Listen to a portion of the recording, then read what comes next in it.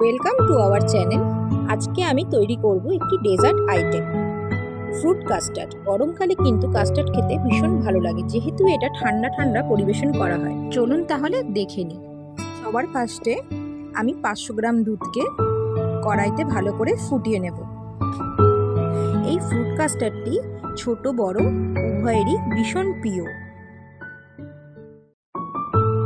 আমি এখানে হাফ কাপের মতো দুধ নিয়েছি। এই দুধটিকে আগে থেকে ফুটিয়ে আলাদা করে রুম টেম্পারেচারে রেখে দিয়েছিলাম। এর মধ্যে আমি 2 table spoon mango fruit custard powder আমি অ্যাড করেছি। এরপর আমি দুধের সাথে এই কাস্টার্ড পাউডারটিকে ভালো করে মিশিয়ে নেব।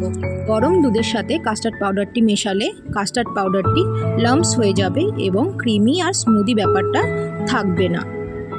এরপর আমি দেখুন দুধটিকে ভালো করে জাল করে নিয়েছি। এর মধ্যে দিয়ে দিচ্ছি আমি 1 কাপ চিনি দিয়ে ভালো করে আমি ফুটিয়ে নেব।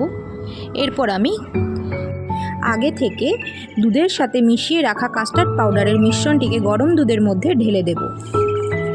দিয়ে আমি নাড়াচাড়া করতে থাকব।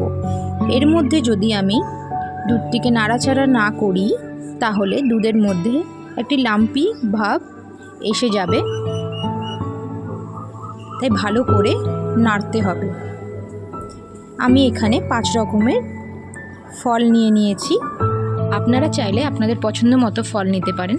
আমি এখানে একটি পাত্র নিয়ে সে পাত্রের মধ্যে কাস্টার্ডটি ঢেলে দিচ্ছি।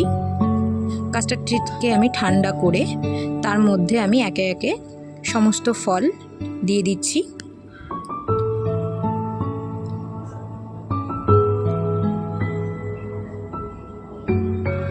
দিয়ে আমি ভালো করে মিশিয়ে নেব। ফ্রুট কাস্টার্ডটি আমার রেডি হয়ে গিয়েছে। আপনাদের কাছে অনুরোধ রইল, আপনাদের যদি এই ভিডিওটি ভালো লেগে থাকে অবশ্যই লাইক কমেন্ট শেয়ার করে আমার পাশে থাকবেন।